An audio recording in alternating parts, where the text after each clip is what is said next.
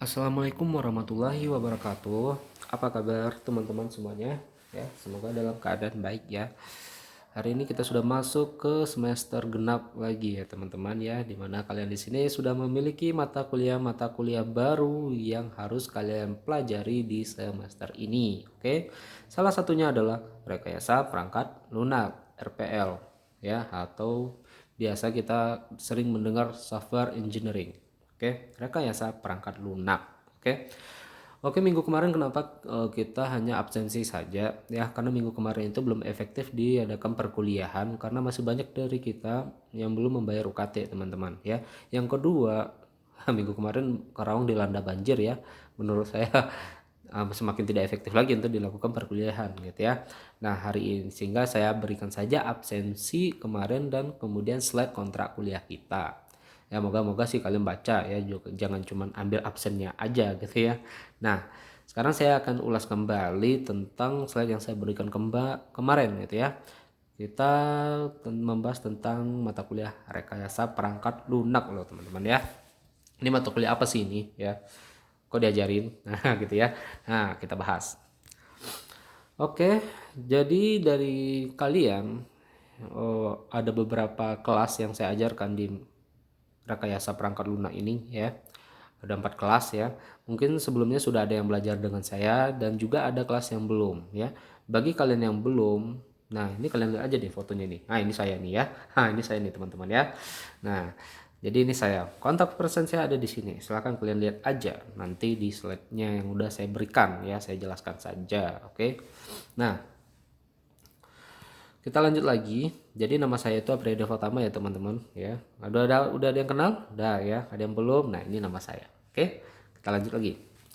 Nah, informasi umum tentang mata kuliah kita ini itu adalah rekayasa perangkat lunak, di mana nanti di dalam mata kuliah ini akan ada tugas-tugas ya, akan ada kuisnya ya, kuisnya mungkin ya kalau ada ya, berharaplah tidak ada gitu ya, dan mungkin akan ada UTS dan UASnya, di mana nanti hasil akhirnya ini akan ada yang namanya project teman-teman ya. Yang diminta dari mata kuliah ini adalah nanti di pertemuan terakhir, pertemuan 15, 14, 15, 16 adalah projectnya. Jadi nilai UAS kalian nanti itu berkemungkinan project teman-teman ya, gitu ya, seperti itu. Kemudian apa yang kalian harapkan dari mata kuliah ini gitu ya? Yang akan kalian harapkan pasti yang pertama itu nilai. Yang saya nggak munafik pak, saya pasti nilai dulu ya, ya nggak apa-apa nih nilai ya. Nah, ya. Yang kedua, bagaimana kalian bisa membuat software. Nah, yang ketiga, kalian paham rekayasa perangkat lunak itu seperti apa. Nah, seperti itu. Ingat, mata kuliah RPL ini teman-teman, mata kuliah Software Engineering. Baca aja deh mata kuliahnya apa, rekayasa perangkat lunak. Berarti kalian ngapain tuh di situ? Merekayasa perangkat lunak, ya. Nah, otomatis tuh kalian akan membuat sebuah software dong nanti kami, Pak. Iya. Otomatis kami nanti akan membuat sebuah softwarenya mungkin seperti website dong, Pak, nanti. Iya, jawabannya. Wah, seberat itu, Pak. Iya, seperti itu ya. Saya jawab aja iya ya. Kenapa ini diajarkan? Karena sebelumnya kalian sudah dikasih mata kuliah pendukungnya sebelum masuk ke mata kuliah RPL ini. Ya. Apa mata kuliah yang udah diajarin kemarin semester kemarin ini? ADBO. Analisis berorientasi objek. Mata kuliah itu lanjutan dari ADBO itu adalah RPL teman-teman, rekayasa perangkat lunak. Oke, jika kalian udah memahami ADBO, maka langkah selanjutnya adalah pahami rekayasa perangkat lunaknya. Oke, ADBO kemarin diajarin apa? Ada nggak yang sekarang nih sekelas sama saya kemarin? Kemarin saya semester kemarin saya ngajarin ADBO juga loh, ya.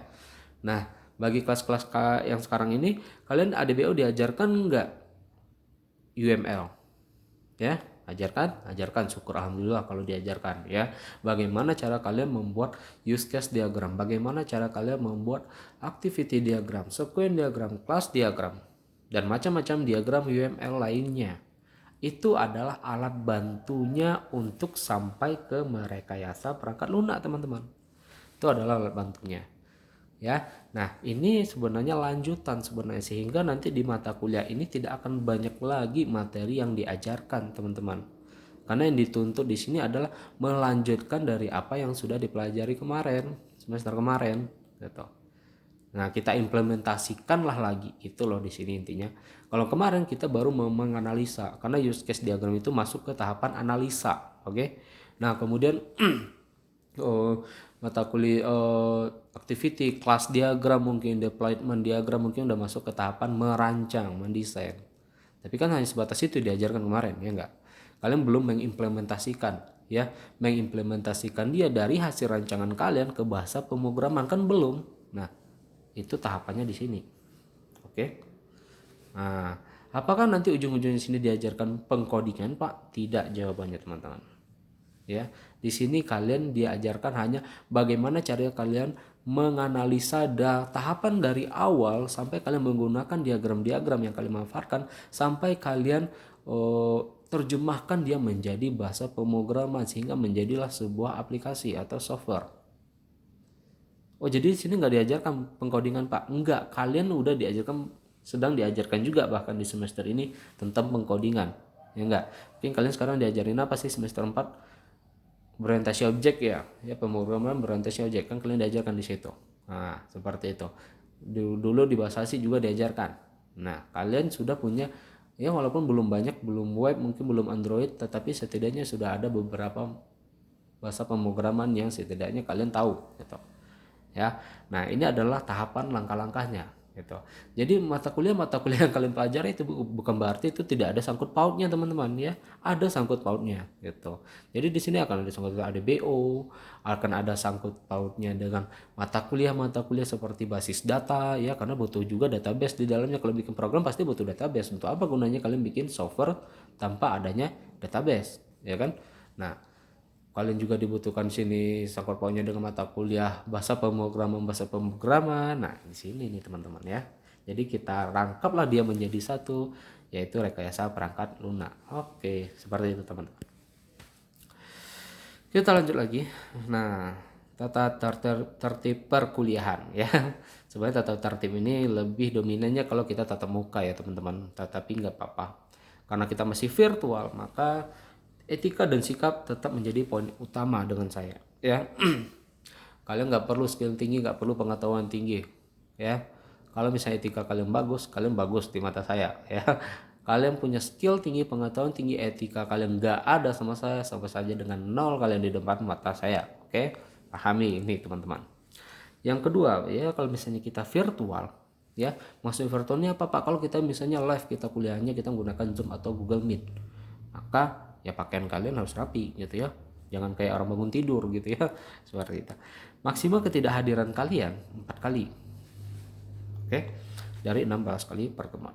Informasi penting yang perlu kalian ketahui, dan kemarin juga saya udah memberikan informasi, ya, di Classroom minggu kemarin.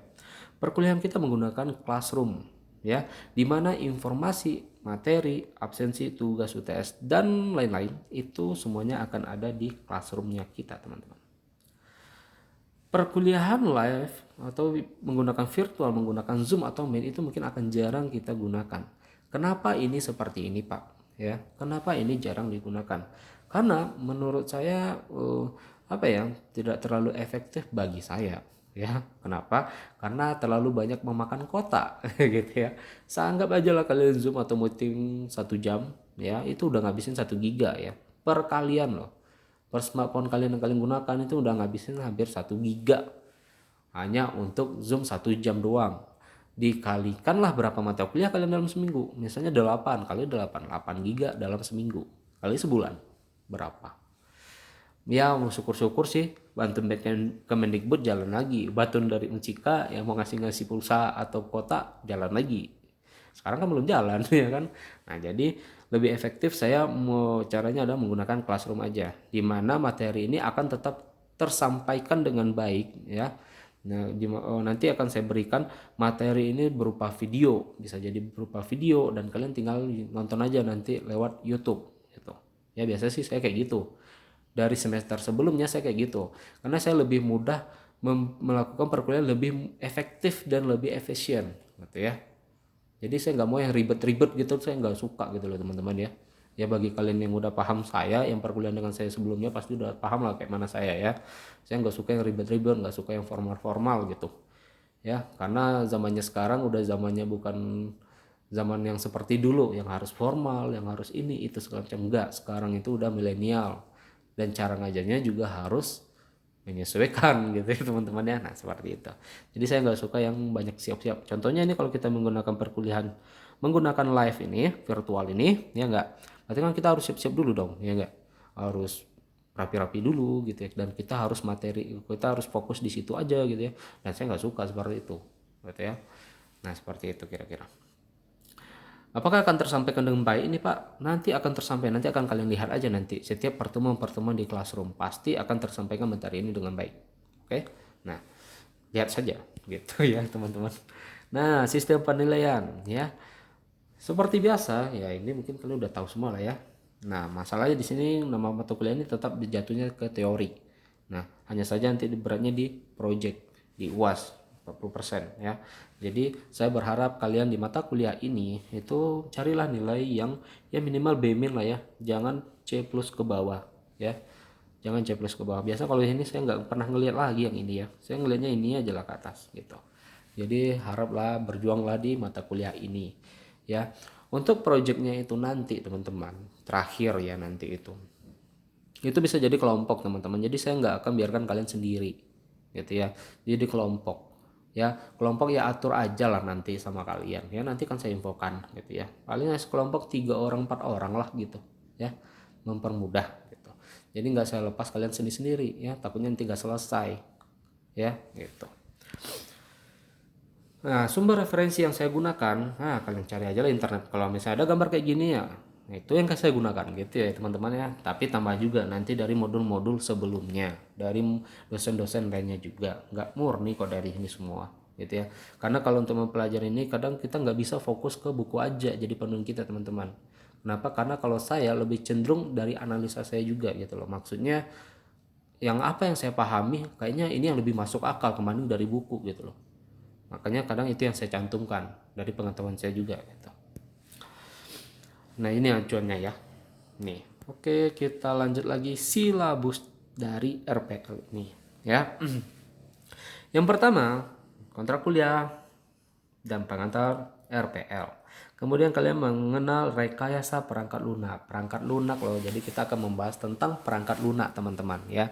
Kita fokus ke perangkat lunak. Kalau misalnya perangkat keras sudah diajarin nggak Pak? Udah kalian diajarin. Orakom sekarang juga nggak sih? Orkom ya, organisasi arsitektur komputer. Nah itu membahas tentang perangkat-perangkat kerasnya gitu ya, lebih cenderung ke sana dia ya. Kalau misalnya RPL lebih cenderung ke perangkat lunaknya, nah gitu ya.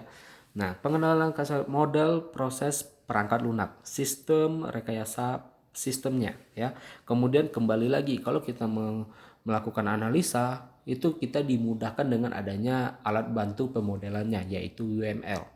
Maka itulah yang diajarkan di ADBO. Agar apa kalian menganalisa mudah, agar ya gampang kalian gak ngambang yang kalian analisa itu, maka diberikan kalian wadah yaitu dikasihlah kalian pemodelan dari UML itu. Maka di sini nanti akan diajari lagi tentang UML ini. Kita nggak belajar lagi UML tapi kita akan mengulas saja, mengingat-ingat kembali saja gitu teman-teman ya. Nah kemudian dari rancangan nanti mungkin di sini akan ada studi kasus misalnya. Kemudian bagaimana dari studi kasus ini kita pecahkan, otomatis kita akan melakukan analisa dulu nih ya enggak, gimana ya dari masalah ini, oh harus gini-gini nih. Nah itu udah masuk ke tahapan analisa. Agar lebih mudah terjabar dengan rapi analisa kalian, maka diberikanlah kalian diagramnya yaitu UML menggunakan use case diagram gitu. Nah seperti itu poinnya teman-teman. Kemudian lanjutlah rancangan-rancangan sampai deployment diagram, sampai kelas diagram ya. Kemudian masuklah kalian udah selesai rancangan tahap awalnya, masuklah untuk membuat rancangan untuk tampilan dari software yang mau kalian buat nanti. Bisa jadi nanti berbasis desktop, bisa jadi nanti berbasis website, bisa jadi berbasis Android, terserah kalian nanti. Nah berarti kalian membutuhkan apa untuk gambaran-gambaran kasarnya dulu, berarti kalian menggunakan user interface design.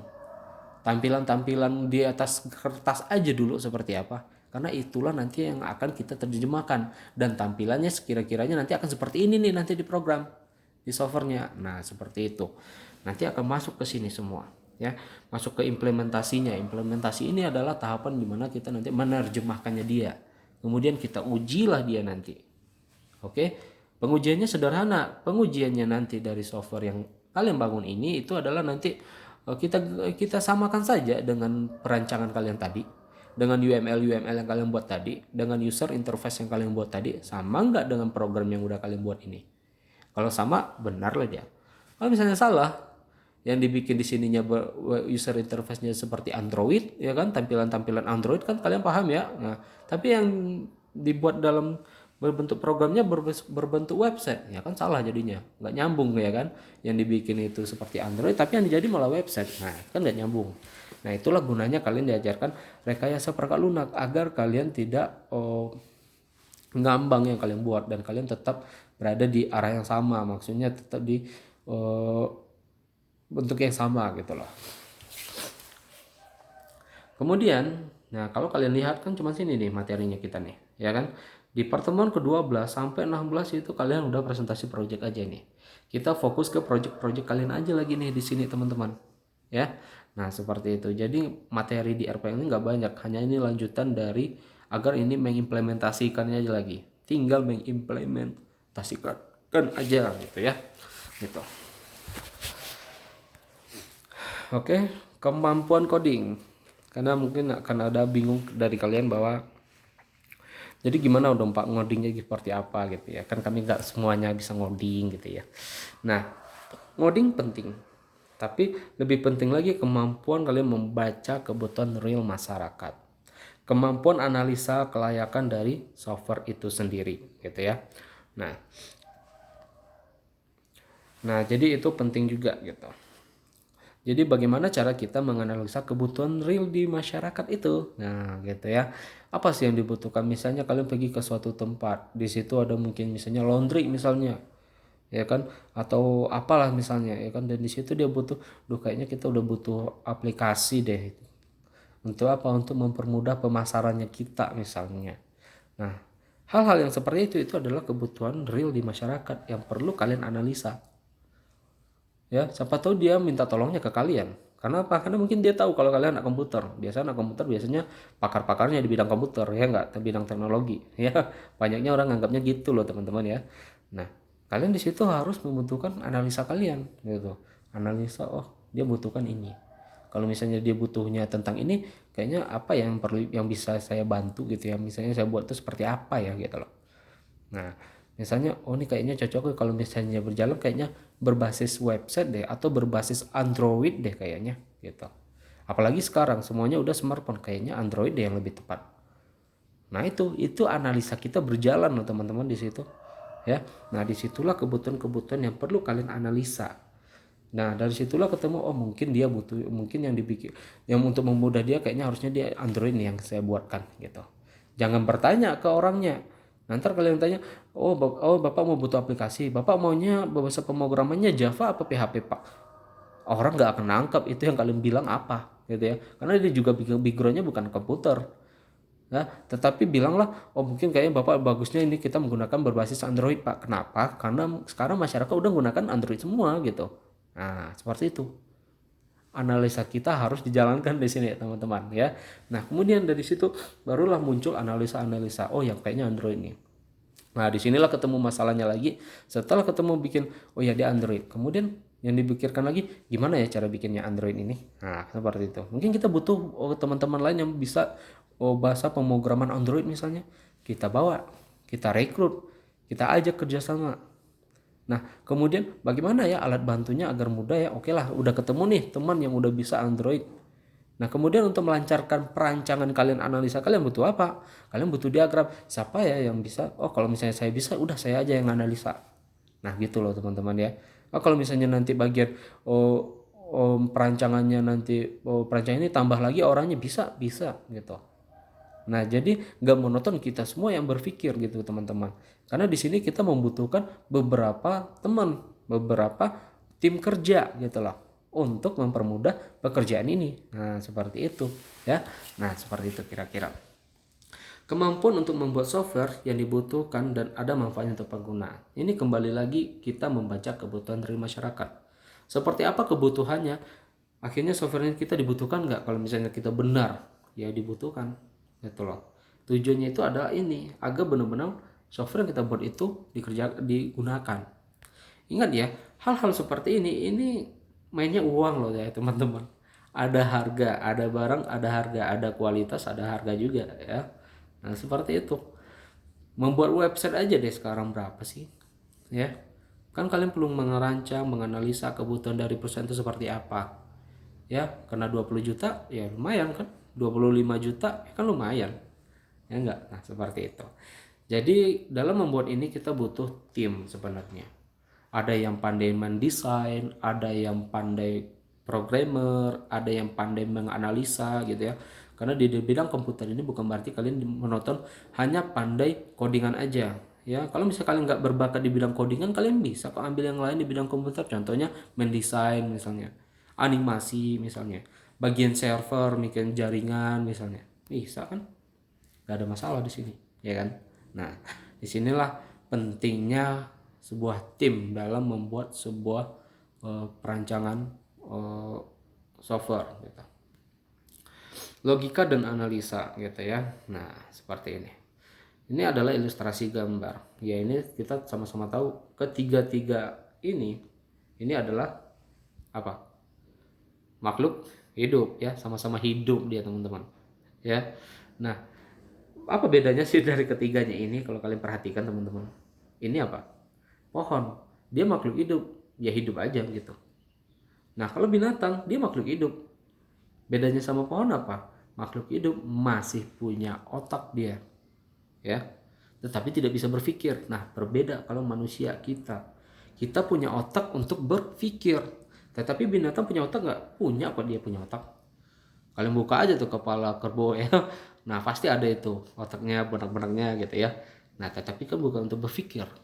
Nah, kalau kita untuk berpikir, inilah yang membedakan kita gitu. Dari ketiga sama-sama makhluk hidup nih kita, tapi ada yang membedakan gitu. Ya kan? Nah, kemudian ini tadi ilustrasinya ya. Kemudian penalaran dan bentuk pikiran gitu ya. Sebenarnya ya seperti apa sih penalaran kita misalnya ya, kadang banyak dari kita itu kita ngikut-ngikut orang aja gitu ya, mana orang rame kita ke sana gitu ya, sedangkan kita nggak di sana passionnya ya kan. Nah seperti itu juga, seperti apa penalaran kita, logika kita gitu ya, kita harus berpikir juga gitu ya.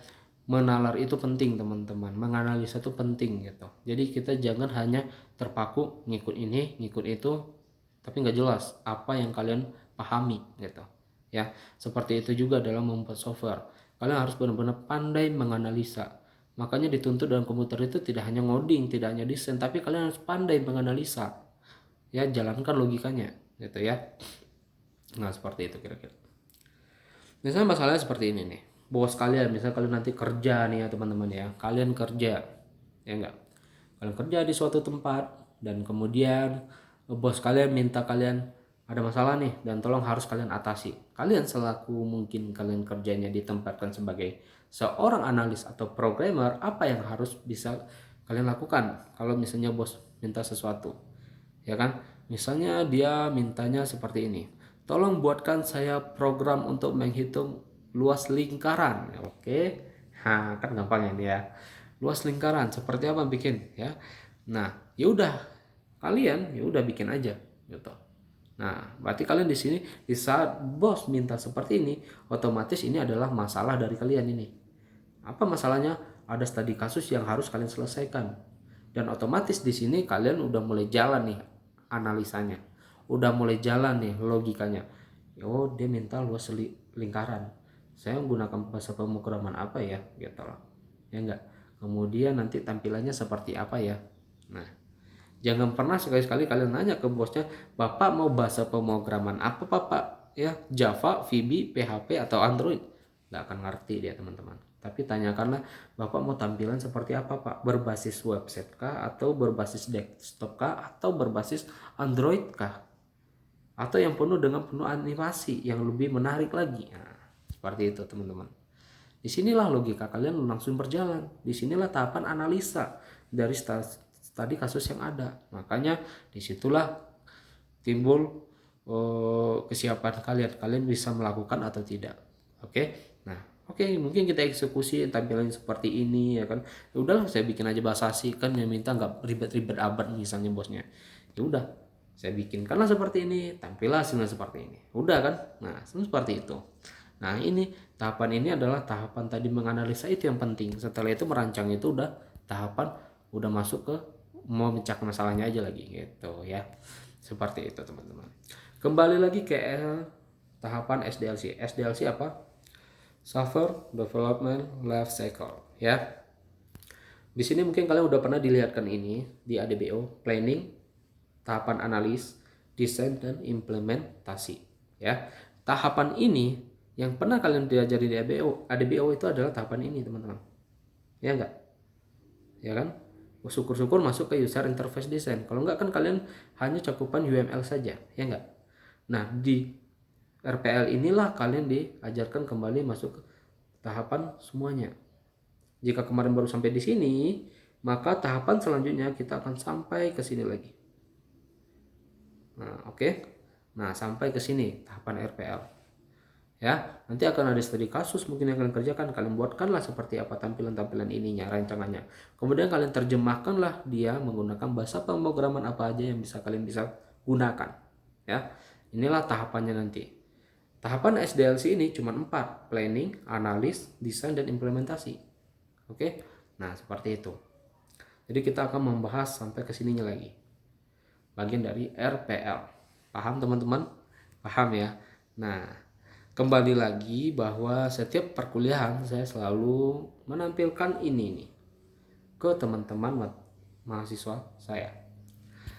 Skill, pengetahuan, dan etika. Setinggi apa skill kalian, setinggi apa pengetahuan kalian. Apabila etika kalian tidak ada, maka yang mempengaruhi ini cuma 10% sampai 20% doang. Tetapi skill kalian nggak ada, pengetahuan kalian mungkin kurang juga, tetapi etika kalian ada, itu akan jauh lebih dinilai oleh orang, oleh masyarakat teman-teman. Yang mana persentasenya itu sampai 90% loh. Dari 80% sampai 90%. Ya, jadi etika memang penting, tidak hanya untuk perkuliahan ini, tetapi untuk kalian ke depannya. Kalian ingin kerja juga butuh etika yang akan dilihat oleh orang dulu, seperti itu. Nah, tujuannya apa sih ini? Ini adalah membentuk karakter kalian yang lebih baik lagi, teman-teman, ya. Tidak perlu, bahkan banyak kok yang orang yang tidak ada skill, tidak ada pengetahuannya kurang, pendidikannya mungkin di kuliah dulu tidak terlalu banyak yang dia kuasai gitu ya. Tetapi karena etikanya ada, orang lebih percaya dengan adanya etika tadi. Kenapa? Karena kalau misalnya attitude yang tidak ada, walaupun skillnya tinggi, pengetahuannya tinggi, ini juga akan merusak perusahaan. Gitu loh. Pasti ujung-ujungnya tidak akan bertanggung jawab juga. Ya, tidak akan ada tanggung jawabnya ke perusahaan, gitu loh. Tetapi kalau ada etikanya, walaupun pengetahuannya tidak ada, skillnya tidak ada, dia akan belajar lebih cepat di sana. Bahkan perusahaan-perusahaan banyak bilang seperti ini loh. Ya udah, saya tahu kok kamu tidak punya etika, kamu tidak punya skill dan pengetahuan di bidang yang saya minta, gitu ya. Tetapi kamu etika kamu baik dan saya terima kamu, tapi tolong kamu cepat untuk mempelajari ini. Bahkan perusahaan itu loh yang ngajarin kita nanti. Bahkan skill-skill kayak gitu yang itu yang gak dibutuhkan, tapi etikanya dulu. Karena kalau untuk mempelajari ini nanti sembari berjalan aja, biar perusahaan yang ngajarin kalian langsung. Nah, seperti itu loh pentingnya etika. Nah, makanya di sini penting bahwa ini adalah untuk membentuk karakter kalian gitu. Untuk kedepannya jauh lebih baik lagi ya, seperti itu. Itu adalah sekilas tentang RPL ya teman-teman ya. Jadi itulah sedikit RPL gitu. Jadi udah dapat ya gambarannya bahwa RPL nanti itu kalian akan merancang sebuah software gitu. Akan dibentuk dalam bentuk kelompok. Itu teman-teman. Baik, ada pertanyaan lagi nih kira-kira. Oh, enggak ya. Kalau ada pertanyaan teman-teman, nanti silakan dibikin aja di komentar gitu ya. Seperti itu. Kita akan masuk materi lagi kira-kira ini. Oke, sedikit lah ya. Atau besok aja. Nah, seperti itu ya. Nah, mungkin teman-teman ya. Nanti saya akan membahas tentang ini. Wah, udah jauh sekali ini. Wah, udah jauh sekali. Nah, oke. Jadi besok kita akan membahas tentang apa itu perangkat lunak itu. Jadi kita akan membahas software ini teman-teman ya. Kemudian eh, apa itu rekayasa perangkat lunak atau software engineering. Kemudian apa itu SDLC, Software Development Lifecycle, ini yang barusan saya jelaskan tadi ya. Kemudian model-model dari SDLC. Oke. Nah, itu akan kita bahas. Mungkin ini nggak akan cukup juga satu pertemuan ya. Bisa jadi nanti akan saya pecah nih jadi beberapa pertemuan. Oke. Mungkin itu dulu lah ya yang saya jelaskan hari ini. Semoga kalian paham untuk sekilas tentang RPL ini. Baik, saya akhiri, saya tutup. Assalamualaikum warahmatullahi wabarakatuh.